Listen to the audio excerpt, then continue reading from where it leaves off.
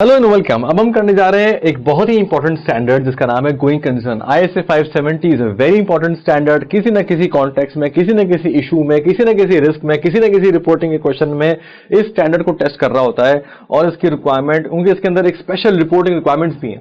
अच्छा, हमने इससे पहले क्या किया है कि हमने किया ये कि हमने 705 706 के अंदर हमने जनरल रिपोर्टिंग की रिक्वायरमेंट समझ ली है।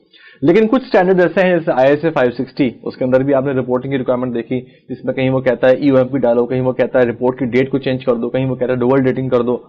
इस स्टैंडर्ड के अंदर भी कुछ स्पेशल रिपोर्टिंग रिक्वायरमेंट्स हैं, इसलिए जरा इसको समझना इंपॉर्टेंट है। डिफरेंट कॉन्टेक्स्ट के अंदर वो आती हैं। हम जरा इसको देखते हैं। आप आ जाए page number 110, going concern ISA 570 हमारे स्टडी मैनुअल का, और वहां पे आपको एक पेज के ऊपर बड़ी बेहतरीन किस्म की एक समरी नजर आती है, और उस समरी के अंदर क्या क्या है वो जरा हम देखते हैं। सबसे इंपॉर्टेंट कॉन्सेप्ट जो हम पढ़ने वाले हैं इस पूरे ISA के अंदर, वो जो हमारे लर्निंग आउटकम है वो क्या है, we will understand the concept of material uncertainty. ये बड़ा इंपॉर्टेंट है। कहीं कहीं इसको सिग्निफिकेंट अनसर्टेनिटी भी कहते हैं डिफरेंट फ्रेमवर्क्स के अंदर, बट हमारे यहाँ इसको क्या जाता है, material uncertainty. Going concern assumption क्या होती है, कब होती है, कब नहीं होती है, जब होती है तो क्या करना है, नहीं होती है तो क्या करना है, ये हम देखेंगे। डिस्क्लोजर ऑफ गोइंग कंसर्न बिल्कुल सही है, वो भी हम देखेंगे। और reporting implications of going concern issues, जैसे मैंने बताया, वो हम सारे डिस्कस कर रहे होंगे। So let's begin with the concept of material uncertainty, क्योंकि ये जो स्टैंडर्ड है इसका आगाज और ये ट्रिगर तब होता है जब कोई मटीरियल अनसर्टेनिटी आती है। मटीरियल अनसर्टेनिटी अगर आप इस मैनुअल के अंदर भी देखें तो यहां पे वो बताता है, सबसे ऊपर लिखा हुआ है, because of the magnitude of the potential impact requires a disclosure for fair presentation और नॉट। यानी उसके मैग्नीट्यूड और पोटेंशियल इंपैक्ट की बुनियाद के ऊपर इट रिक्वायर्स टू डिस्क्लोज। अब ये बात थोड़ी सी और एक्सप्लेन की गई है बिल्कुल ही नीचे, अगर आप देखते हो, what is a material uncertainty, impact and likelihood is so significant to the business that it might affect the fair presentation if not disclosed in FS or compliance presentation as per compliance framework। अभी confusion को दूर करने के लिए fair presentation क्या होता है, compliance framework क्या होता है, हम ISA 700 में देखेंगे। लेकिन समझने के लिए मैं आपको बताऊं कि ये वो इवेंट होता है कि जिसका इम्पैक्ट और जिसकी लाइक्लीहुड, यानी जिसका इफेक्ट जो आने वाला है और जिसकी पॉसिबिलिटी उस इफेक्ट की, दोनों बड़ी हाई होती है। जब आपको याद होगा, हमने जब बिजनेसेस को देखा था तो बिजनेसेस के अंदर हमने देखा था कि यार बहुत सारे इवेंट्स ऐसे होते हैं कि जिसका इम्पैक्ट हाई होता है और उसकी लाइक्लीहुड भी हाई होती है। बहुत सारे ऐसे इवेंट्स होते हैं जिसका इम्पैक्ट फॉर एग्जांपल ये है और लाइक्लीहुड अगर ये है, तो अगर इम्पैक्ट फॉर एग्जांपल, बहुत सारे इवेंट ऐसे होते हैं जिसका इम्पैक्ट जो है वो लो होता है बट लाइक्लीहुड हाई होती है। ठीक है, impact high, likelihood high, for example could be an event like, for example government आजकल बड़ा सोच रही है कि हम जो है वो, लेट सपोज गवर्नमेंट सोच रही है कि हम इंपोर्ट्स बैन कर देंगे एक खास रॉ मटेरियल के ऊपर, और अगर वो इंपोर्ट बैन हो गई तो फिर हम, हमारी जो quality of the finish goods है वो डैमेज हो सकती है। या लेट सपोज हमारे पास, और इसके अलावा अगर जो नियरेस्ट है चाइना से, अगर हम चाइना से मंगवाते हैं तो हमें जाना पड़ेगा लेट सपोज अमेरिका, उसकी जो कॉस्ट बढ़ जाएगी वो हमारे लिए हाई। तो इम्पैक्ट हाई है, likelihood possibly is high. For example there are certain situation जिनका इम्पैक्ट लो होता है बट हाई लाइक्लीहुड होती है। सही है, जैसे मिसाल के तौर पर छोटी मोटी चोरियां अगर हो रही हैं तो ठीक है, तो वो चोरियां हो रही हैं फॉर एग्जांपल कैश के टिल में से, या कोई ऐसा रिस्क है इस तरह का, तो आपका इम्पैक्ट लो है but likelihood for example high है। ठीक है, लेट्स सपोज लाइक्लीहुड जो है वो आपका लो है और इम्पैक्ट भी लो है। इस तरह के बहुत सारे इवेंट्स होते हैं। ठीक है, बहुत सारे इवेंट्स ऐसे होते हैं जैसे लाइक्लीहुड आपका लो है बट इम्पैक्ट आपका हाई है। अगर आपका हाई इम्पैक्ट है तो उस हाई इम्पैक्ट यानी लाइक्लीहुड, फॉर एग्जांपल जलजला आ जाए, जलजला आ जाए is high impact thing, but likelihood क्या पे कितना पॉसिबल है कि जलजला आ जाए। ठीक है, और जिसकी वजह से ये कितना पॉसिबल है कि आग लग जाए। हमने अच्छे खासे मेजर्स लिए हुए, हमारे ड्यू पॉइंट के सेफ्टी स्टैंडर्ड्स है और हमने मेजर्स लिए हुए, तो ये कितना पॉसिबल है। तो इम्पैक्ट हाई है बट लाइक्लीहुड लो है। तो अब लाइक्लीहुड अगर लो है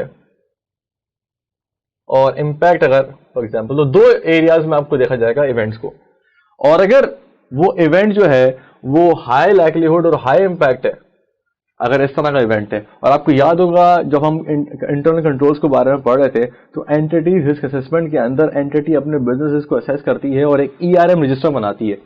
उसके अंदर ERM रजिस्टर के अंदर तमाम रिस्क होते हैं और उसको क्लासिफाई किया जाता है इम्पैक्ट और लाइक्लीहुड के केस में, और क्या आता है ये रिस्क है, ये रिस्क है, ये रिस्क है, रिस्क है, रिस्क है, और मुख्तलिफ सेगमेंट से रिस्क आ रहे होते हैं और उसके बारे में उसको टिक किया जाता है कि फॉर एग्जाम्पल ये रिस्क है या फॉर एग्जांपल ये रिस्क है और ये लाइक्लीहुड नहीं। तो इस अंदाज में और फिर इस तरह से, लेकिन जो सिग्निफिकेंट मटेरियल अनसर्टेनिटी होती है जिसके केस में आपको लग रहा होता है कि यार इसका इम्पैक्ट भी हाई है और लाइक्लीहुड भी हाई है, it could be for example a legal case on a company. For example UEP या ब्रिटिश पेट्रोलियम के केस में जो ऑयल स्पिल हुआ था, that had a very high impact and a high likelihood कि उनके केस में फॉर एग्जाम्पल कहीं ना कहीं ban, they had to for example cut operations in multiple countries. तो इस तरह की सिचुएशंस हो सकती हैं फॉर एग्जाम्पल. तो आप लिटिगेशंस के केस में they could be high impact, for example बहुत बड़ा पेनल्टी लग सकती है, लेकिन लाइक्लीहुड क्या है, डिपेंड करता है. फॉर एग्जाम्पल कोर्ट में केस चल रहा है, ठीक है, लाइक्लीहुड है. फॉर एग्जाम्पल कस्टमर आप सर्विस इंडस्ट्री के अंदर हैं and you are doing service and there are for example cases on reputation of the company, ठीक है. तो अब उस सिचुएशन के अंदर फॉर एग्जाम्पल ये आप सोच सकते हैं, जैसे आप फेसबुक का देखें तो फेसबुक के केस में जब कैम्ब्रिज एनालिटिका जो इशू आया कि भाई आपका डाटा लीक हो चुका है, तो उस सिचुएशन के अंदर फेसबुक के शेयर्स बहुत ज्यादा नीचे गिर गए थे. So the event had a high impact and a high likelihood कि अब ये मजीद जो है ना फॉर एग्जांपल एडवर्स इम्पैक्ट आएगा. So there has to be an impact of there has to be an effect कि यार हाई इम्पैक्ट और हाई लाइक्लीहुड होना चाहिए. उस इवेंट को आप बोलेंगे मटीरियल अनसर्टेनिटी. अच्छा, अब अगर इस बात को हम देखते हैं कि लेट्स सपोज अगर एक मटीरियल अनसर्टेनिटी हो जाती है तो उसके बाद दो सूरत हाल बन सकती हैं.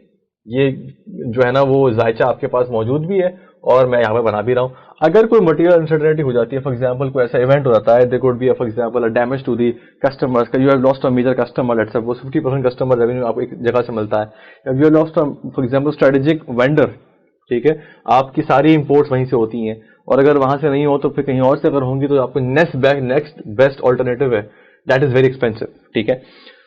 तो अगर मल्टीपल अनसर्टेनिटी होती है तो उस सिचुएशन के अंदर दो सूरत हाल पैदा हो सकती है. या कंपनी की गोइंग कंसर्न अजम्पशन, अभी हम बात करते हैं कि गोइंग कंसर्न अजम्पशन होती क्या है, अप्रोप्रिएट होगी, ठीक है, या कंपनी की गोइंग कंसर्न अजम्पशन जो है, गोइंग कंसर्न अजम्पशन जो है वो इनअप्रोप्रिएट होगी, ठीक है. दो सूरत हाल बन सकती हैं, या कंपनी की गोइंग कंसर्न अजम्पशन जो है वो अप्रोप्रिएट होगी या कंपनी की गोइंग कंसर्न अजम्पशन जो है वो इनअप्रोप्रिएट होगी. अगर कंपनी की गोइंग कंसर्न अजम्पशन, अच्छा इसका मतलब क्या है, इसका मतलब यह है कि गोइंग कंसर्न अजम्पशन ये होती है कि कंपनी अगले फोरसीएबल फ्यूचर, जो कि जनरली 12 महीने तस्वर किए जाते हैं, कंपनी फोरसीएबल फ्यूचर तक ऑपरेट करती रहेगी.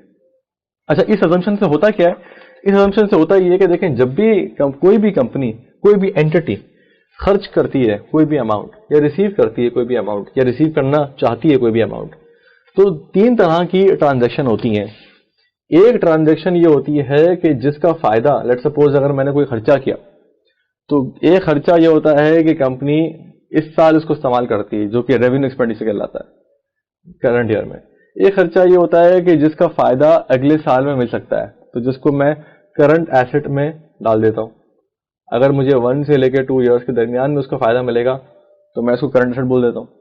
और अगर मुझे for example non current asset वो होते हैं जिनका अगले साल के 12 महीने के बाद जो मुझे बेनिफिट मिलने वाला है उसको मैं डालता हूं नॉन करंट एसेट में, 2 और मोर ईयर्स में जो फायदा मिलने वाला है. तो अगर मुझे इसी साल में लेट्स सपोज मैंने एक्सपेंस किया है, मैंने खर्चा किया है और उसका फायदा मुझे इस साल में मिलता है तो मैं इसको बोलता हूं रेवेन्यू एक्सपेंडिचर.